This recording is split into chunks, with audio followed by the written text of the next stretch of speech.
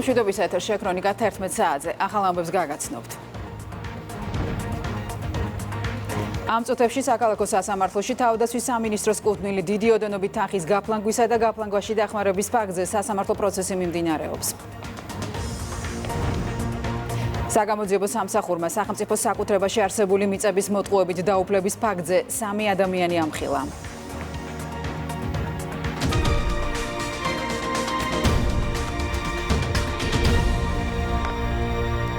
პარლამენტის თავმჯდომარე სოციალურ ქსელში წერს, რომ შეერთებული შტატების ახალი ადმინისტრაციის მიერ რუსული ჩარევის საუკუნის კონსპირაციის მხილებამ დაადასტურა, რომ იარლიყ რუსულის მიკერება 1 ცენტში ჩამოყალიბებული ტაქტიკაა, რომელსაც სხვა ქვეყნებში მოსყიდული პოლიტიკოსებითა და NGO-ებით ნერგავენ.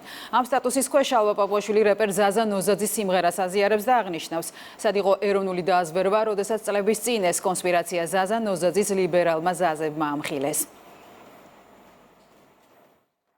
ამერიკის შეერთებული შტატების ახალი ადმინისტრაციის მიერ რუსული ჩარევის საუკუნის კონსპირაციის მხილებამ დაადასტურა, რომ რუსულის იარლიყის მიკერება 1 ცენტრში ჩამოყალიბებული ტაქტიკაა, რომელსაც სხვა ქვეყნებში მოსყიდული პოლიტიკოსებით და NGO-ებით ნერგავენ. ეროვნული დაზვერვის ხელმძღვანელმა მოსყიდული NGO-ების და პოლიტიკოსების ამოცნობის უნივერსალური ტესტიც მოგვცა. კოდური სიტყვები, რომლებიც Deep State-ის აგენტების შესავალი კურსით დატრენინგებულებს ამხელს.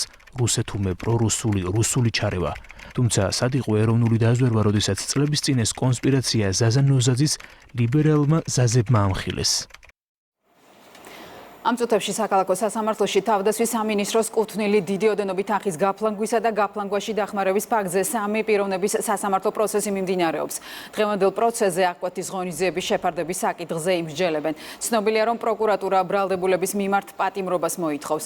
ვლადიმერ ღუდუშაურსა და გიორგი ხაინდრავას დიდი ოდენობით თანხის გაფლანგვას ედავებიან, ვასილ მხეიძეს კი გაფლანგვაში დახმარებას. წაყენებული ბრალდება სასჯელის სახით და ზომად 7-დან 11 წლამდე თავისუფლების აღკვეთას ითვალისწინებს. დღეს გაიმართება პირველი წარდგენის ხდომა. განვიხილავთ აღკვეთის ღონისძიების შეფარდების საკითხს. პროკურატურა ითხოვს პატიმრობას, ჩვენ რა თქმა უნდა მოვითხოვთ არასაპატიმრო აღკვეთის ღონისძიების შეფარდებას. სხვა კომენტარს ამ ეტაპზე ვერ გავაკეთებ. თავად ბრალდებულის ინტერესებიდან გამომდინარე, გამოძიების ინტერესებიდან გამომდინარე, თუმცა მოგვიანებით რა თქმა უნდა არ გამოვრიცხავ, რომ უფრო დეტალურად ვისაუბრო. სახელმწიფოს საკუთრებაში არსებული მიწების მოტყუებით დაუფლების ფაქტზე 3 ადამიანის მიმართ სისხლის სამართლებრივი დევნა დაიწყო. გამოძიების ცნობით ბრალდებულებმა 2020-2021 წლებში მცხეთა-მთიანეთის რეგიონში ყალბი დოკუმენტების გამოყენებით დაახლოებით 500,000 ლარის ღირებულების 3 მიწის ნაკვეთი დაირეგისტრირეს. დანაშაული ითვალისწინებს 6-დან 9 წლამდე ვადით თავისუფლების აღკვეთას. გამოძიებით დადგინდა, რომ ბრალდებულებმა 2020-2021 წლებში მცხეთა-მთიანეთის რეგიონში ყალბი დოკუმენტების გამოყენებით მოტყუებით დაირეგისტრირეს საერთო ჯამში 496,000 ლარის ღირებულების 8,051 კვადრატული მეტრი ფართობის 3 მიწის ნაკვეთი. გამოძიების პროცესში დაყადაღებული იქნა მართლსაწინააღმდეგო მისაკუთრების მიზნით დაუფლებული მიწის ნაკვეთები. მიმდინარეობს შესაბამისი სამართლებრივი პროცედურები მათი სახელმწიფო საკუთრებაში დაბრუნების მიზნით. საქმეზე გამოძიება გრძელდება საქართველოს სისხლის სამართლის კოდექსის 362 და 180 მუხლებით, რაც სასჯელის სახით და ზომად ითვალისწინებს თავისუფლების აღკვეთას 6-დან 9 წლამდე ვადით. პარლამენტის თავმჯდომარე ვიზიტით ჟენევაში გაემგზავრა. შალვა პაპუაშვილი პარლამენტების თავმჯდომარეთა კონფერენციაში მიიღებს მონაწილეობას. ასევე დაგეგმილია გენერალურ დებატებში მონაწილეობა, სადაც შალვა პაპუაშვილის სიტყვით გამოვა. ვიზიტის ფარგლებში ის პარლამენტების თავმჯდომარეებთან მაღალი დონის შეხვედრებს გამართავს. კონფერენციასა და შეხვედრებში მონაწილეობას მიიღებს პარლამენტის საგარეო ურთიერთობათა კომიტეტის თავმჯდომარე ნიკოლოზ სამხარაძეც.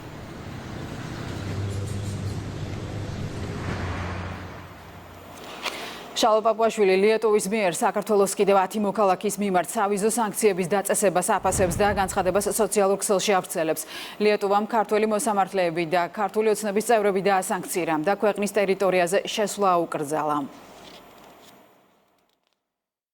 თურმე რა ბოღმას ატარებდა ბალტების პოლიტიკური ელიტა ქართველებზე, რომ დრო იხელთეს და უკვე ლამის ლოტოტრონით ირჩევენ სამიზნეს. იმის გათვალისწინებით, რომ ბალტების პოლიტიკური ელიტა დიდწილად კომუნისტური ნომენკლატურის ოჯახებისგან შედგება, ეს ბოღმა აშკარად საბჭოთა კავშირიდანაა ჩარჩენილი. რაღაც მომენტში სოვლაბი ალბათ ამ პოსტსაბჭოურ ფენომენსაც გამოიკვლევს და ყველა გავიგებთ, რა დაუშავა ვასილ მჟავანაძემ ანტანას სნიეჩკუს.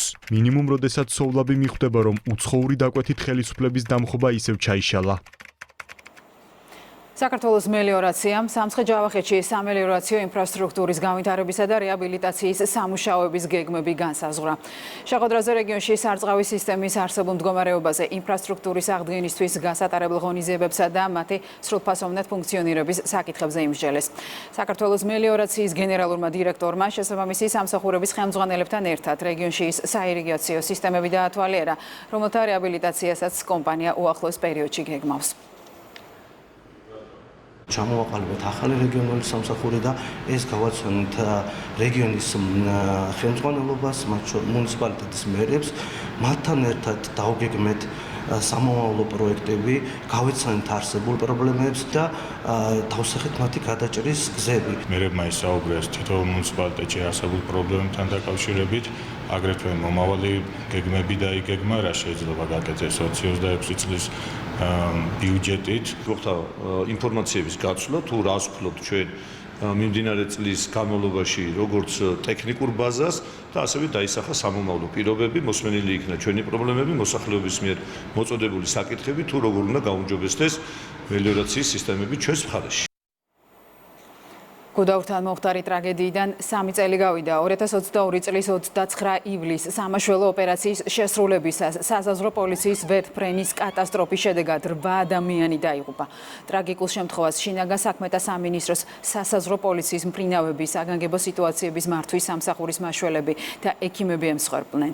სამსახურებრივი მოვალეობის შესრულების დროს დაღუპულებს შინაგან საქმეთა სამინისტროში იხსენებენ.